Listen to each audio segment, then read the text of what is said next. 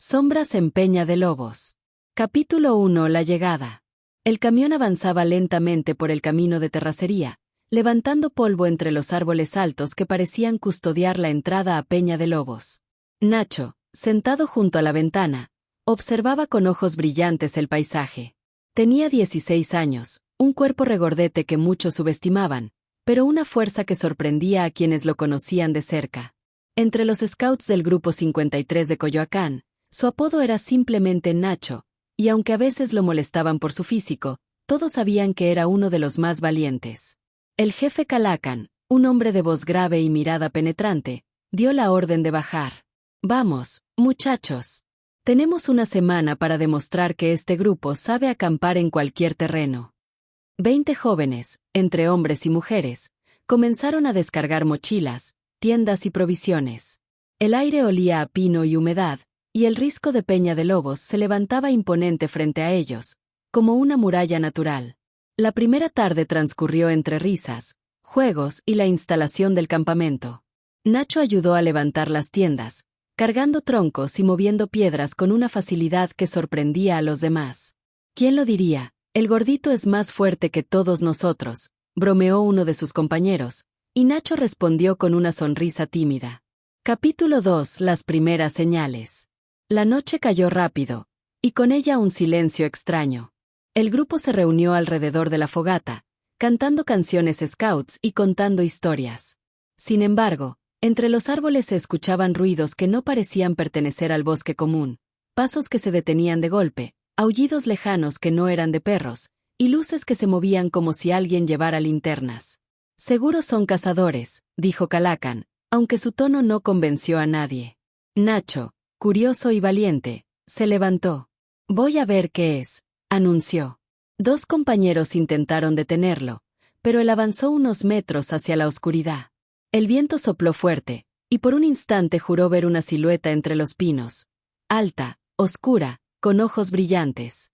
Regresó al círculo de la fogata, tratando de disimular el temblor en sus manos. «No hay nada», murmuró, aunque en su interior sabía que se había visto algo. Esa primera noche, los scouts durmieron inquietos, escuchando cómo el bosque parecía susurrar su nombre. Capítulo 3. La historia del lugar. La segunda mañana en Peña de Lobos amaneció con una neblina espesa que cubría los riscos como un velo. Mientras desayunaban, un hombre mayor apareció en el sendero. Llevaba un sombrero viejo y un bastón de madera. Calacan lo saludó con respeto, y el grupo se acercó curioso. «¿Qué hacen aquí?», preguntó el anciano con voz áspera. «Este lugar no es para juegos». Calacan explicó que eran scouts de Coyoacán, que habían venido a acampar y aprender del bosque. El hombre los miró uno por uno, hasta detenerse en Nacho. «Tú tienes fuerza, pero también un destino. Peña de Lobos guarda secretos. Aquí se han perdido personas, y no todas han regresado».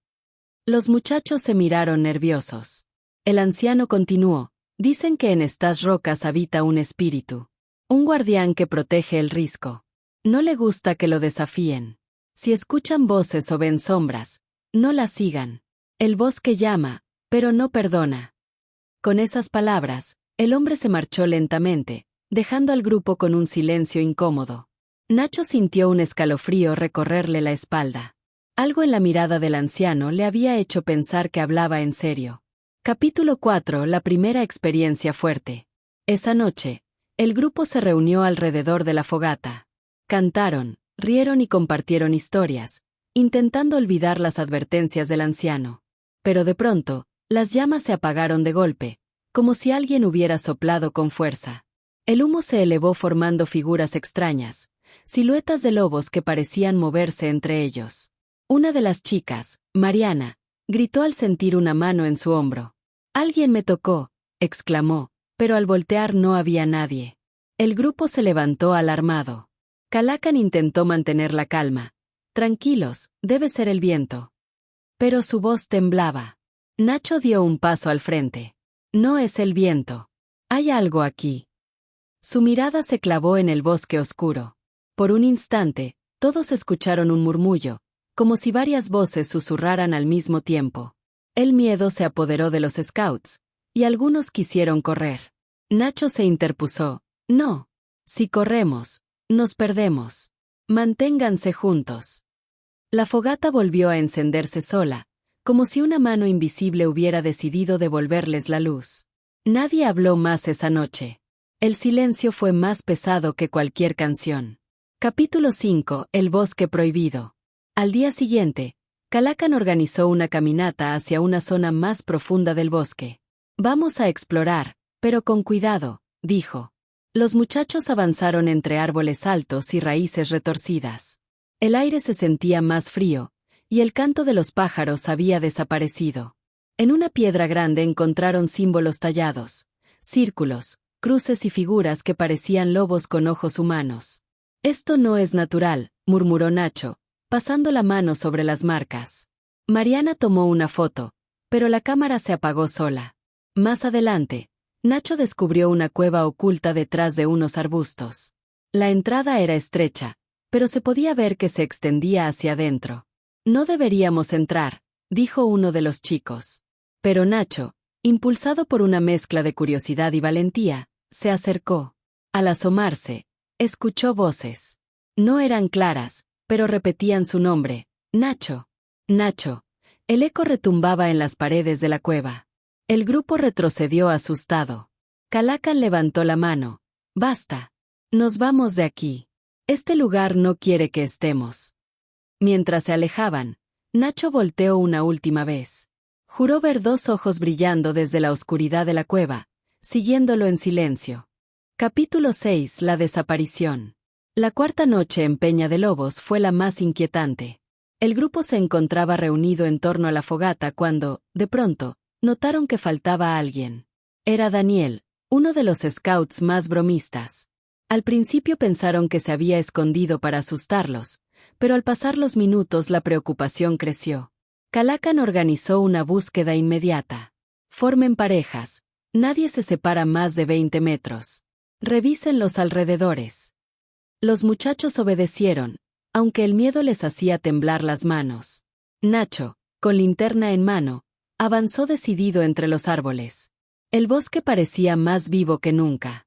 Ramas que crujían solas, sombras que se movían sin viento. Nacho escuchó un murmullo. «Ayúdame». Era la voz de Daniel, pero venía desde la dirección de la cueva que habían encontrado el día anterior. El corazón de Nacho latió con fuerza. «Está ahí», dijo, y corrió hacia el risco. Capítulo 7. El enfrentamiento. La entrada de la cueva estaba oscura, como si absorbiera la luz de la linterna. Nacho respiró hondo y se adentró. El eco de sus pasos se mezclaba con voces que repetían su nombre.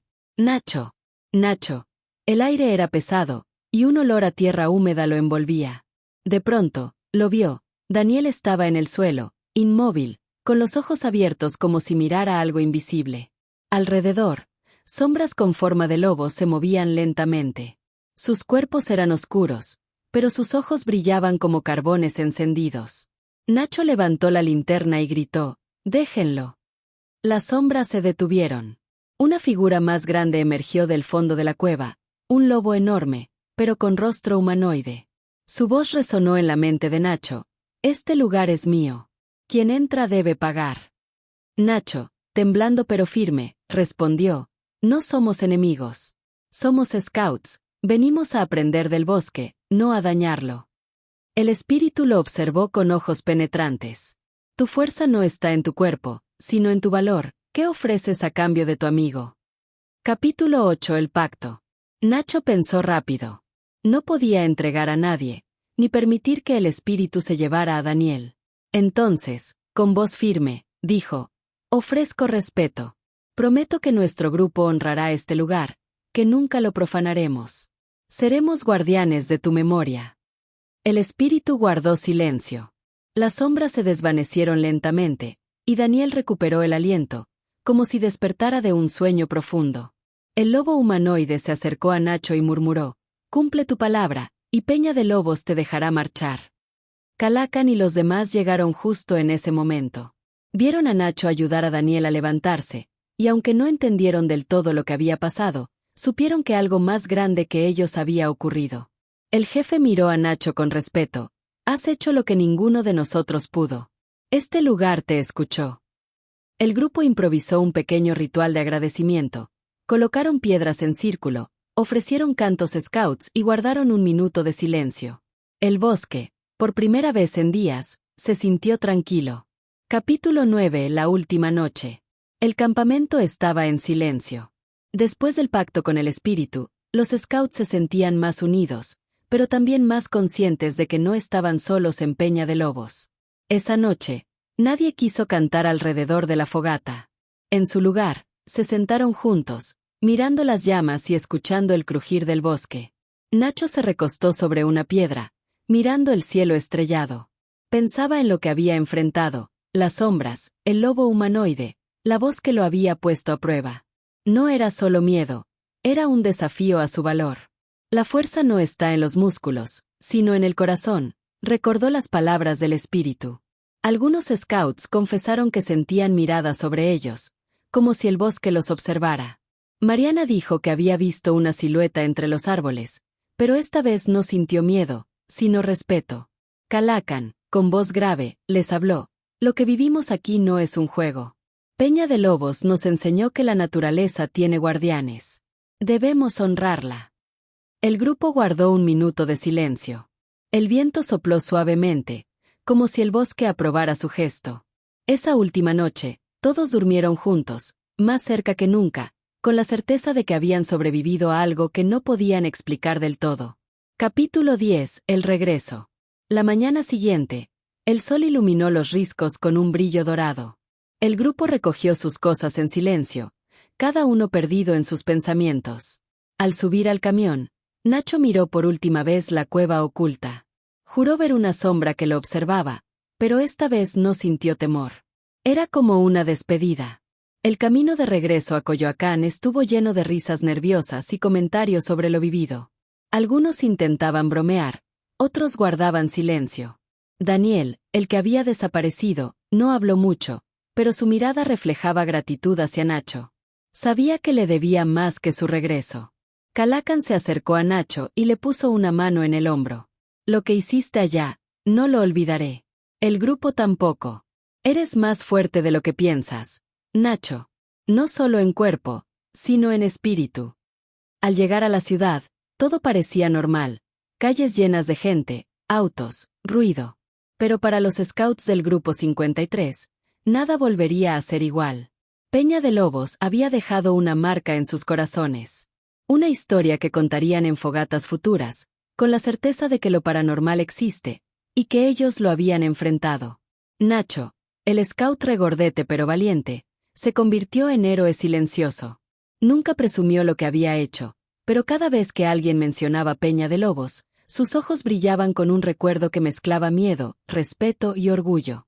Porque él sabía que, en lo profundo del bosque, las sombras seguían vigilando, y que algún día, quizás, volverían a llamarlo.